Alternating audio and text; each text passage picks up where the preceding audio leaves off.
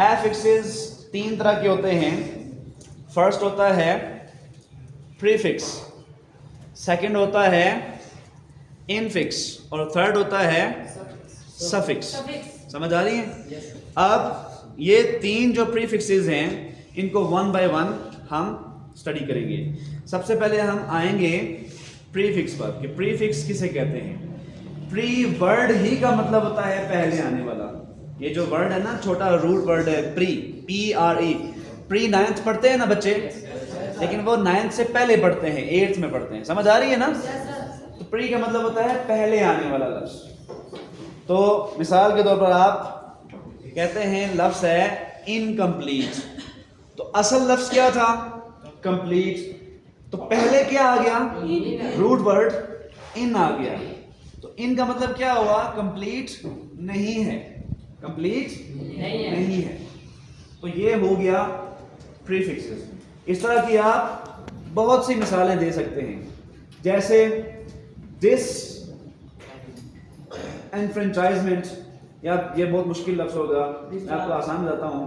अनअकॉम्प्लिश्ड, unnecessary, innate.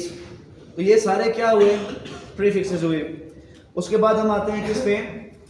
इनफिक्सेस पे। ऐसे fixes या ऐसे अल्फाज जो दरमियान में आते हैं,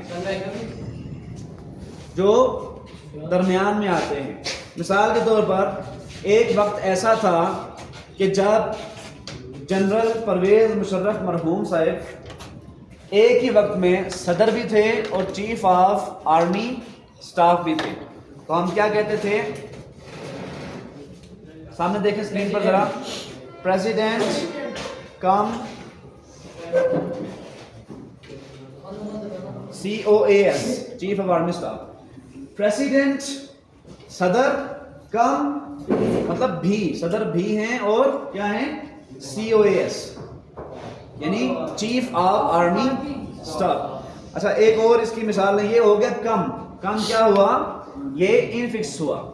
समझ आ रही है?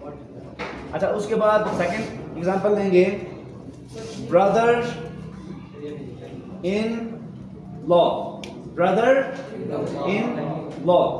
तो ये इन क्या हुआ? बीच में आ रहा है ना, तो ये हुआ इनफिक्स। आगे बढ़ेंगे, जो थर्ड वन है कौन सा था? सफिक्स। ठीक है, सफिक्स ऐसे रूट वर्ड्स होते हैं जो किसी असल वर्ड के, जो रूट वर्ड होता है उसके एंड में आ रहे होते हैं। ऐसे हुरूफ जो किसी भी रूट वर्ड के या जो वर्ड के एंड में आ रहे होते हैं वो क्या कहलाते हैं? जैसे आप कहते हैं लफ्ज़ है रिमार्क, तो रिमार्क के आगे आप लगा देंगे एबल। तो एबल लगाएंगे तो एबल क्या हुआ? सफिक्स हो गया। एबल क्या हो गया? सफिक्स हो गया। तो ये तीनों हैं जी आपके पास, प्रीफिक्स, इनफिक्स और ये लिख लें।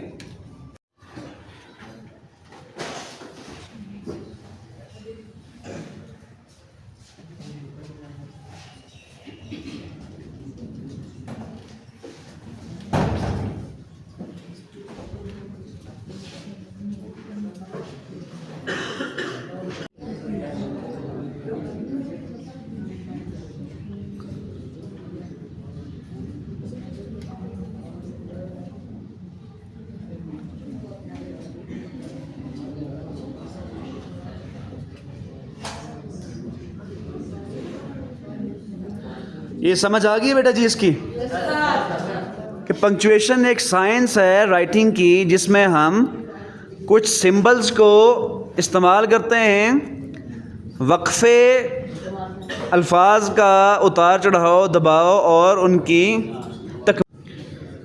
सबसे पहले है कि सेंटेंस के बिगिनिंग के लिए आप कैपिटल लेटर को यूज़ करते हैं। उसके बाद आप books, subjects, seasons, countries, proper nouns, days, months, important events, titles, theories, laws, specific areas et cetera. इसमें और चीज़ें भी जितनी भी प्रॉपर हैं और इम्पोर्टेंट हैं वो आ जाती हैं। तो सबसे पहले पंक्चुएशन में क्या चीज़ होती है जी? कैपिटलाइजेशन।